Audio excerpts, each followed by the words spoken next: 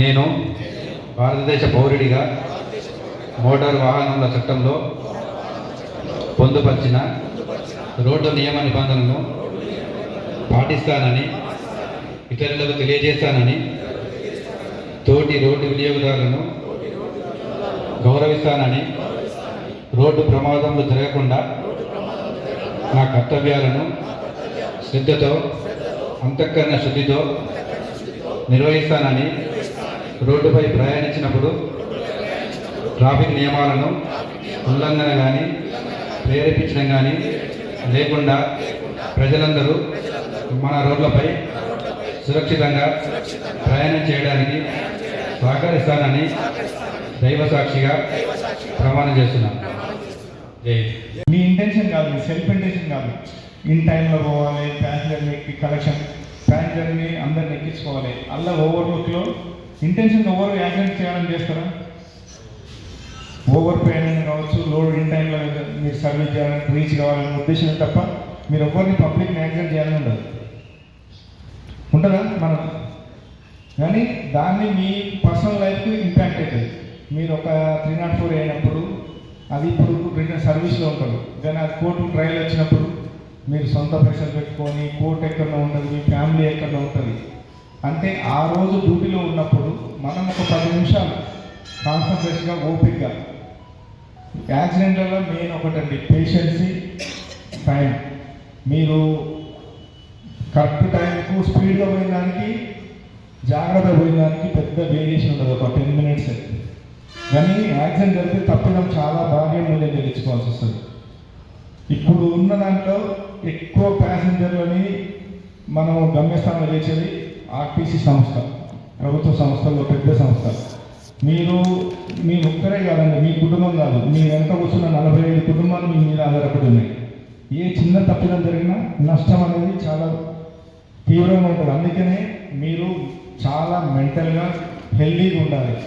మీరు తీసుకునే మన కాడ మీరు ఫిట్నెస్ లేకున్నా, మీకు హెల్త్ ఇష్యూలో ఐసైట్ ఉన్న ప్రాబ్లం ఉన్నా, ఏ ఫ్యామిలీ స్ట్రెస్ ఉన్నా దాని మీద ఇంపాక్ట్ పడుతుంది. జనరల్గా మనకి ఇంట్లో గొడవ పెట్టుకున్నప్పుడు వచ్చినప్పుడు ఎట్లుంటుంది డ్యూటీ, చిరాకు పడుతుంటాం. మనం డ్రైవింగ్ కూడా ఏదైనా మీకు పర్సనల్ ప్రాబ్లం కానీ ఏదైనా ప్రాబ్లం వచ్చినప్పుడు డ్రైవింగ్ చేస్తున్నప్పుడు కాన్సన్ట్రేషన్ దాని మీద ఉండదు.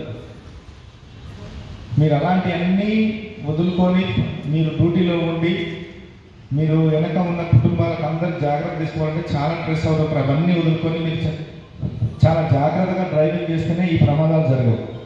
మీరు రోడ్డు ప్రమాదాలు జనరల్గా చూడండి, ప్రతి సంవత్సరం ఇంక్రీజ్ అవుతూనే ఉన్నాయి. అది ఓన్లీ 100% డ్రైవర్ తప్పిదమే కాదు, రోడ్డు డిఫెక్ట్స్ ఉంటాయి, కొన్ని ఇప్పుడు లైటింగ్ లేకుంటాయి. అవి లైటింగ్ మీరు పెట్టరు కదా, ఒక్కటే నేను మిమ్మల్ని బదనం చేయట్లేదు. వ్యవస్థ పద్ధతి డ్రైవరే తప్పు కాదు. ఒక యాక్సిడెంట్ కావడానికి చాలా రీజన్స్ ఉంటాయి. మనం కరెక్ట్ పోయినా ఎదుటోడు కరెక్ట్గా పోదు, మనం కరెక్ట్గా పోతున్నా ఎదుటోడు కరెక్ట్, దానికి మనమే ప్యానిక్. ఒక మున్సిపాలిటీ ఉంది సపోజ్, ఇక్కడ లైటింగ్ లేదు, ఆడ బైక్ కూడా వచ్చి కనుక మనం యాక్సిడెంట్ అవుతుంది, దానికి మీరే బాధ్యులు. R&B డిపార్ట్మెంట్ ఉంటుంది, దానికి ప్యాచ్ వర్క్ గుంతలు ఉంటాయి. ఆ టైంలో మీరు డ్రైవ్ చేసి మీరు మంచిగా ఉందనుకుంటారు, ఆ గుంతలు పడ్డప్పుడు వెనక వాళ్ళు స్లిప్ ఓవర్లోడ్ ఎక్కి ఫుట్ రెస్ట్ కింద పడ్డగా జరుగుతుంది, దానికి మనం బాధ్యత. చూడండి, అందుకనే అన్ని సహకరిస్తేనే జరుగుతుంది. మిమ్మల్ని ఒక్కరిని ఇప్పుడు వ్యవస్థలో డ్రైవర్ అని నేను అనట్లేదు, అదొక పార్ట్. అంటే ఇవన్నీ ఉంటేనే రోడ్ అనేది ప్రివెంట్ చేయగలుగుతాం. మీ ఒక్కరు ఏదో డ్రైవింగ్ తప్పైతే అనట్లేదు, ఇవన్నీ ప్రివెంట్ చేయాలి. గతంలో మర్డర్తో చనిపోతుండేది, కానీ క్రైమ్ వెహికల్ లేదు, ఇంత టెక్నాలజీ ప్రతి ఒక్కరు వెహికల్స్ మెయింటైన్ చేస్తారు, 4 వీలర్స్ పెరిగినాయి, డ్రైవింగ్ సెల్ఫ్ డ్రైవింగ్. ఇప్పుడు మీరంటే ట్రైన్ డ్రైవర్స్, మీరు అసెస్ చేస్తారు. ఎదుటోడు సింగిల్ డ్రైవర్స్ ఎట్లా వాళ్ళు టెన్షన్లో రావటం, మిమ్మల్ని టెన్షన్ పెట్టడం, అట్లా జరగడం జరుగుతుంది. ఏంటంటే మీకు జనరల్ నాడు పోలీస్ స్టేషన్ లేదంటే పెద్ద వెహికల్ మీద కేసు అవుతుందని ఉంటుంది. అది చాలా మటుకు ఎవరు తప్పుంటే ఆలోచన చేస్తున్నాం. ఏదైనా ఆర్టీసీ బస్సు కానీ సార్ ఒక లిటరల్గా చెప్పాలంటే, ఈ మన పెరిగిట్లా స్కూటీ రైడర్ యూటర్న్ తీసుకుంది, అసలు విత్ ఫ్యాషన్ అసలు మినిమం ఆపడుతుంది, వ్యూ అంతా ఓపెన్ ఉంది.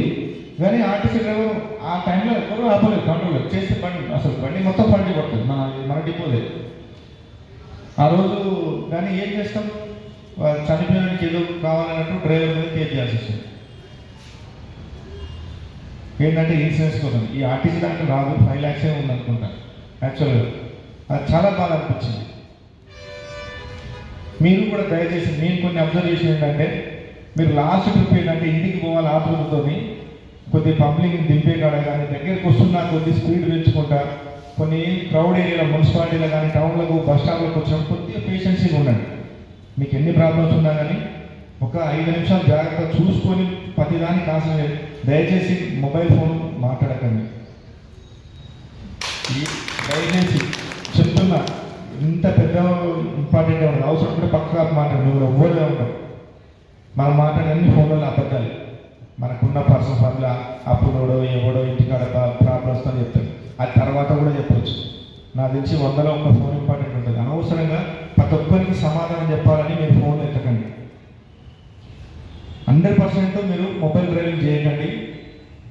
మోర్ ఓవర్ మీరు నైట్ అవర్స్లో మొబైల్ ఫోన్ చూడకండి. ఇంటికి ప్రెస్ పెట్టిన ప్రెస్ చూడండి. మీ ఐసైట్ మంచిగా ఉంటేనే డ్రైవింగ్ మంచిగా ఉంటుంది. ఇప్పుడు ఎందుకంటే మొబైల్స్ వచ్చినాక సైట్ మీద బాగా ఎఫెక్ట్ పడుతుంది. మనకు వచ్చే లేజర్ లైటింగ్ చూడాలంటే నైట్ టైంలో మీరు కొద్దిగా ఏజ్ 50 years దాటినాక చాలా ప్రాబ్లమ్స్ వస్తున్నాయి. అలాంటివి కూడా కొద్దిగా చూసుకోండి. హెల్త్ ఇష్యూస్ రాకుండా హెల్తీగా ఉండండి. సార్ ఆల్రెడీ అన్ని డీటెయిల్గా చెప్పిండు. అందరం అవే రూల్స్ చెప్తే మళ్ళీ మీకు కూడా బోర్ పడుతుంది. మన ఆర్టీసీ సార్ చాలా సీనియర్, అన్నీ మీకు కూల్ అనిపిస్తుంది చెప్తారు. Thank you. నాకు ఈ అవకాశం ఇచ్చిన అందరికీ పేరు ధన్యవాదాలు. మెయింటెనెన్స్ డే జరుపుకోవడం జరుగుతుంది. అలాగే బ్లడ్ డొనేషన్ చేయడం జరుగుతుంది. అంతేకాకుండా ఈ ఇయర్లో మనకు ప్రమాద డ్రైవర్లకు సన్మానించుకోవడం కూడా జరుగుతుంది. ఈ కార్యక్రమం చివరిలో ప్రమాదరహిత డ్రైవర్లు కూడా మనం ఫెలిసిటేషన్ కూడా చేయడం జరుగుతుంది. అంతేకాకుండా వాళ్ళకు క్యాష్ అవార్డు కూడా ఇవ్వడం జరుగుతుంది. సో ఈ రకంగా మనం ప్రతి సంవత్సరం జరుపుకుంటున్నాం. మరి ఈ యాక్సిడెంట్లు నివారించడం అనేది మనందరి చేతుల్లో ఉంటుంది. అదొక డ్రైవర్ బాధ్యతే కాదు, రోడ్డుపై ఉన్న ప్రతి వ్యక్తి బాధ్యత. రోడ్డు భద్రత అనేది రోడ్డు నిర్ణయిస్తున్న ప్రతి వ్యక్తి బాధ్యత. అందులో మన డిపార్ట్మెంట్లో బస్సులు ఎక్కువ ఉంటాయి, డ్రైవర్లు ఎక్కువ ఉంటాయి.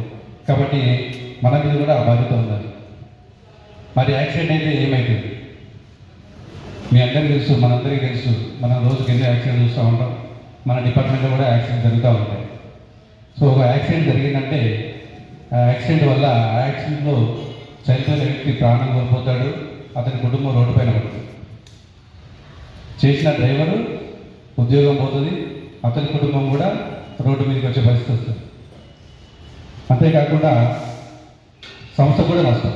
సంస్థ కూడా ఆ చనిపోయిన వాళ్ళకు మనం కాంపెన్సేషన్ పే చేయాల్సి వస్తుంది. సో ఇందులో ముఖ్యంగా నష్టపోయేది ఎవరు? ఎవరైనా చనిపోయినట్టయితే అతని జీవితం పోతుంది, ప్లస్ అతని కుటుంబం రోడ్డు మీదకి వస్తుంది. అంతేకాకుండా డ్రైవర్ నష్టపోతున్నాడు, సంస్థ నష్టపోతుంది. సంస్థ నష్టపోతుంది. ఎంత నష్టపోతుంది? ప్రైవేట్ వెహికల్స్కి ఇన్సూరెన్స్ ఉంటుంది, మన బస్సులకి ఇన్సూరెన్స్ ఉంటుందా? ఉండదు. ఏదైనా యాక్సిడెంట్ అయితే, ప్రైవేట్ వెహికల్ యాక్సిడెంట్ అయితే ఇన్సూరెన్స్ కంపెనీ కాంపెన్సేషన్ పే చేస్తుంది. కానీ మన సంస్థకు ఇన్సూరెన్స్ ఉండదు. కాబట్టి కాంపెన్సేషన్ ఎంతైనా కూడా మనం సంస్థ పే చేయాల్సి వస్తుంది. సో చనిపోయిన వ్యక్తి ఎర్నింగ్ కెపాసిటీ అంటే అతను ఎంత సంపాదిస్తున్నాడు అనే దాన్ని బట్టి కోర్టు ఒక మొత్తం అతనికి చెల్లించాల్సిందిగా, కాంపెన్సేషన్ ఇవ్వాల్సిందిగా కోర్టు ఆదేశించినప్పుడు ఆ మొత్తం కూడా మన కార్పొరేషన్ కట్టాలి. సో ఇది లక్షల్లో ఉంటుంది, ఒక్కొక్కసారి కోట్లలో కూడా వస్తుంది. గత నెల 2014లో జరిగిన ఒక యాక్సిడెంట్కి సంబంధించి మన సంస్థ, మన ఆర్మూర్ డిపో 40 లక్షలు పే చేసింది. ఆలోచించండి, 2014లో జరిగిన యాక్సిడెంట్, అప్పటి యాక్సిడెంట్కి ఇప్పుడు మనం 40 లక్షలు పే చేశాం. సో ఇప్పుడు జరిగే యాక్సిడెంట్లకు ముందు కొన్ని కోట్లలో కట్టాల్సి వస్తుంది. సో యాక్సిడెంట్ల వల్ల ఇంతమంది నష్టపోతున్నాం. సంస్థ నష్టపోతుంది, మన డ్రైవర్ నష్టపోతున్నాడు, యాక్సిడెంట్లో దెబ్బలు తగిన వాళ్ళు, చనిపోయిన వాళ్ళు, వారి కుటుంబాలు కూడా నష్టపోతున్నాయి. మరి ఈ యాక్సిడెంట్లు మనం నివారించలేమా? దాదాపు మనం మన సంస్థలో జరిగిన యాక్సిడెంట్లను పరిశీలించినట్లయితే చాలా వరకు యాక్సిడెంట్లు రోడ్డు టర్నింగ్ల వద్ద, లేదా ఓవర్టేక్ చేసేటప్పుడు, లేదా బస్సును రివర్స్ చేసేటప్పుడు, ప్యాసింజర్ ఎక్కేటప్పుడు, ఈ సందర్భాల్లోనే యాక్సిడెంట్లు ఎక్కువ అవుతుంది. మరి ఈ సందర్భంలో మనం ఈజీగా వాటిని అవాయిడ్ చేసే అవకాశం ఉండదు. మనం చిన్న నెగ్లిజెన్స్, ఏదో ఒక క్షణంలో మన చిన్న నెగ్లిజెన్సే యాక్సిడెంట్కి కారణం అవుతుంది. మరి అలాంటి నెగ్లిజెన్స్ లేకుండా మనం డ్రైవింగ్ చేసినట్టయితే తప్పకుండా ఈ యాక్సిడెంట్ను నివారించవచ్చు. గత సంవత్సరం మన డిపోలో ఒకటే ఫ్యాటల్ యాక్సిడెంట్ అయింది. 2024 ఇయర్లో ఒకటే ఫ్యాటల్ యాక్సిడెంట్ అయింది. కానీ ఈ సంవత్సరం ఇప్పటి వరకు 3 ఫ్యాటల్ యాక్సిడెంట్ అయింది. సో మరి ఈ 3 యాక్సిడెంట్లు గమనించినట్లయితే ఈ 3 కూడా టర్నింగ్ల వద్ద బస్సు ఓవర్ స్పీడ్ అవ్వడం వల్ల యాక్సిడెంట్ అయింది. మరి ఈ ఓవర్ స్పీడ్ అనేది మనం నియంత్రించదగ్గది, అది మన చేతిలోనే ఉంది. మనం దాన్ని కంట్రోల్ చేసినట్టయితే ఆ యాక్సిడెంట్ అవాయిడ్ చేసే అవకాశం ఉంటుంది. మంచిగా నడపాలని చెప్పి చెప్తుంది. సో అట్లాంటి అనుభవం ఉన్నప్పటికీ కూడా కొన్ని సందర్భాలు అవుతాయి. మరి ఆ సందర్భాల్లో మనం కొంచెం కంట్రోల్ చేసుకొని మనం సున్నితంగా ఆలోచించినట్టయితే ఆ యాక్సిడెంట్ కూడా అవాయిడ్ చేయవచ్చు. ప్రస్తుతానికి మన యాక్సిడెంట్ రేటు 0.06% ఉంది. గత సంవత్సరం 0.05 ఉన్నది, ఈ సంవత్సరం 0.01% పెరిగింది. సో మరి ముందు మనం ఈ యాక్సిడెంట్ రేటును తగ్గించే ప్రయత్నం చేయాలి. మరి ఎలాంటి జాగ్రత్తలు తీసుకోవాలి? ముందుగా స్పీడ్. బస్సు స్పీడ్ పోవాలి, మనకున్న లిమిట్ ప్రకారం మనం స్పీడ్ పోవాలి. కానీ ఆ స్పీడ్ ఎక్కడ పోవాలి, ఎక్కడ కంట్రోల్ చేసుకోవాలనేది డ్రైవర్ ఎక్స్పీరియన్స్లో వస్తుంది. సో సిటీలో పోయేటప్పుడు ఎట్లా పోవాలి, సిటీ దాటిన తర్వాత ఎట్లా పోవాలి, సిటీ దాటిన తర్వాత కూడా ఎట్లా పోవాలి అనేది డ్రైవర్ అనుభవంతో వస్తుంది. అవసరమైన సందర్భంలో స్పీడ్గా వెళ్ళినా కూడా మనకు ట్రాఫిక్ ఉన్న కాడ ఎదుటి వాహనాలు ఎక్కువ వస్తున్న దగ్గర స్పీడ్ కంట్రోల్ చేసుకోవాలి. స్పీడ్తో పాటు టర్నింగ్ల వద్ద బండి కంపల్సరీగా స్లో చేయాలి. మనకు ఇంటీరియర్ లాంటి రోడ్డు చిన్నగా ఉంటుంది. సో అందులో ఉన్న టర్నింగ్ల దగ్గర ఓవర్ స్పీడ్ పోయినాం అనుకోండి, బస్సు టర్న్ అయ్యేటప్పుడు ఏమవుతుంది, లెఫ్ట్ సైడ్ నుండి రైట్ సైడ్ పోయే అవకాశం ఉంటుంది. సో ఆ సందర్భంలో మనం ఒక్కలేదు మాత్రం ఉండదు, ఎదుటి వాహనాలు కూడా ఉంటాయి. మరి ఆ వాహనాలు కూడా అదే స్పీడ్తో వచ్చినట్టయితే వాళ్ళు కూడా టర్నింగ్లో మన సైడ్ వచ్చే అవకాశం ఉంటుంది. ఇద్దరు కలిసి రోడ్డు మధ్యలోకి వచ్చే అవకాశం ఉంటుంది. సో అలాంటి సందర్భంలో యాక్సిడెంట్ అవుతుంది. అలా కాకుండా ఆ టర్నింగ్ ఉన్నదని మన అందరికీ తెలుసు. ప్రతి డ్రైవర్ కూడా మన అన్ని రూట్లు చూసే ఉంటారు. మరి ఆ టర్నింగ్ ఉన్న కాడ కొంచెం స్లో చేసుకొని మన లెఫ్ట్ సైడ్ మాత్రమే మనం ప్రయాణించినట్టయితే ఆ యాక్సిడెంట్ అవాయిడ్ చేయవచ్చు. అలాగే బస్సులను ఓవర్టేక్ చేసేటప్పుడు, ఆటోలను ఓవర్టేక్ చేసేటప్పుడు, లేదా లారీలను ఓవర్టేక్ చేసేటప్పుడు, ముఖ్యంగా టూ వీలర్స్ టీవీఎస్ ఎక్సెల్స్ చాంపులు ఉంటాయి కదా, వీటిని ఓవర్టేక్ చేసేటప్పుడు మనం జాగ్రత్తగా ఉండాలి. ఓవర్టేక్ చేసేటప్పుడు మనకు కరెక్ట్ సైడ్ ఇచ్చిన తర్వాతనే ఎదురుగా ఏం వస్తలేవని చెప్పేసి కన్ఫర్మ్ చేసుకున్న తర్వాతనే ఓవర్టేక్ చేయాలి. అలాగే మనం బైక్లను ఓవర్టేక్ చేస్తున్నట్టయితే వెనకాల వెహికల్ వస్తున్న విషయం బైక్ తెలవాలి. అట్లా తెలవకుండా మనం ఓవర్టేక్ చేసుకుంటే వెళ్ళి దగ్గరికి వెళ్ళి ఒకేసారి 6 రోడ్ల లేదా దగ్గరికి వెళ్ళి ఒకటేసారి అతను కనిపించిన అతను భయపడి కన్ఫ్యూజ్ అయ్యే అవకాశం ఉంటుంది. ఓవర్టేక్ చేస్తే కరెక్ట్గా మనం నడిపినట్టు అవుతుంది. సో అలాంటి సందర్భంలో కూడా అలాంటి యాక్సిడెంట్లు మనం అవాయిడ్ చేయొచ్చు. అంతేకాకుండా క్రాస్ రోడ్ల వద్ద, ఏదైనా జంక్షన్ల వద్ద, ఏదైనా మిక్స్ రోడ్లు ఉన్న దగ్గర మనం కొన్ని జాగ్రత్తలు తీసుకొని స్లోకి వెళ్ళినట్టయితే 4 రోడ్లు ఉంటాయి. 4 రోడ్లలో ఎటు నుంచి ఏ వెహికల్ వచ్చే తెలియదు. కాబట్టి మనం బస్సును ఏ స్పీడ్లో అయితే కంట్రోల్ చేయగలుగుతామో అదే స్పీడ్లో వెళ్ళాలి. ప్రశాంతంగా ఎట్లుంటారో పోయేంత వరకు, మన ఇంటికి రీచ్ అయ్యేంత వరకు, మన ప్రయాణికులు గమ్యస్థానం చేరి మనం డిపోలో పెట్టి హ్యాండ్ ఓవర్ చేసి పోయేంత వరకు ప్రశాంతంగా ఉండాలి. మైండ్ అనేది చాలా ప్రశాంతంగా ఉండాలండి. మనం ఇంట్లో కానీ బయట కానీ ఏవో చికాకులతో ఎక్కడ ఎలాంటి ఉంటాయో అటువంటి చికాకులు లేకుంటే డ్రైవ్ చేయాలండి. ఇంకొకటి ఏంటంటే సెల్ ఫోన్ డ్రైవింగ్ అనేది అవాయిడ్ చేయాలండి. యాక్సిడెంట్ కారణాలు సెల్ ఫోన్ డ్రైవింగ్ కాన్సన్ట్రేట్ లేక కూడా జరుగుతూ ఉంటుంది. ముఖ్యంగా ఒకటి మీకు మీ పిల్లలకు చెప్పవలసిన సూచన ఏంటంటే మైనర్ డ్రైవింగ్. మీకు కొడుకులు బిడ్డలు అందరూ ఉంటారు కాబట్టి వాళ్ళకు పిల్లలకు ఎట్లా మైనర్ చాలా మటుకు మీరు డ్రైవ్ చేస్తుండవచ్చు, మీరు కూడా ఇస్తారు.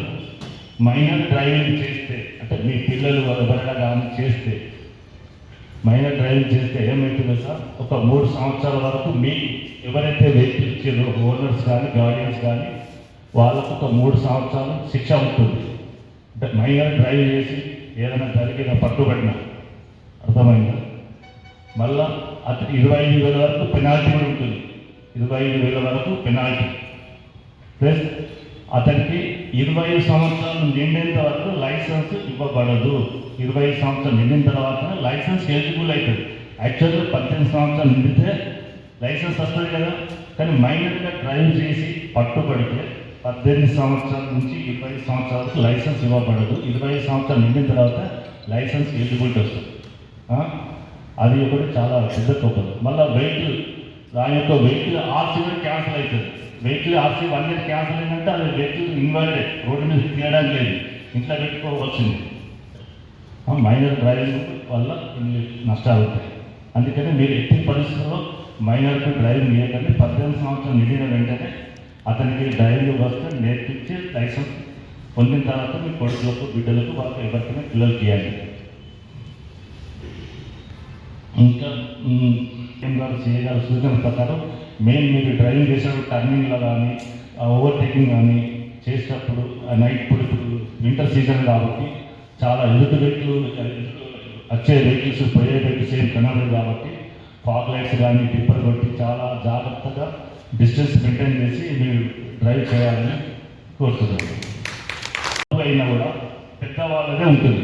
యాక్చువల్గా మీరు నడిపేదంతా బస్సులే కాబట్టి ఎవరు ఏ తప్పు చేసినా పెద్ద బండి మీద మ్యాక్సిమం మీ మీదే పోతుంది. ఎవరు తప్పు ఫస్ట్, తర్వాత ఎంక్వైరీలో మీకు దోషులు తేల్చవచ్చు. కానీ చనిపోయాక వాడు తాగొచ్చి పడ్డా, నడుచుకుంటా పడ్డా, ఒకవేళ వాళ్ళ పొరపాటు వల్ల మీ బస్సు కింద పడి చనిపోయినా కూడా మీకు 6 నెలలు, అంటే ఫస్ట్ 6 నెలలు డ్రైవింగ్ సస్పెండ్ చేస్తారు. మీకు 6 నెలలు అయితే మొత్తం మీరు మీ ఫ్యామిలీ అందరూ రోడ్డు మీద పడతారు కదా, మీకు మొత్తం జీవనాధారమే డ్రైవింగ్ లైసెన్స్ అని మేము 6 నెలలు సస్పెండ్ చేస్తాం జరిగినాక. మీరు కోర్టులో మీరు దోషి తెలియడం కూడా లాభం లేదు కదా, ఉన్న డ్యామేజ్ అంతా జరిగిపోతుంది, ఫ్యామిలీకి అంతా ఫైనాన్షియల్గా అన్ని రకాలు డిస్టర్బ్ అవుతుంది. కాబట్టి మీరు డ్రైవ్ చేసేటప్పుడు చాలా జాగ్రత్తగా, బాధ్యతగా డ్రైవ్ చేయాలి. మీతో ఉన్న తోటి ప్రయాణికులు కూడా అందరి ప్రాణాలు కానీ ఇవన్నీ మీ చేతుల్లో ఉంటుంది కాబట్టి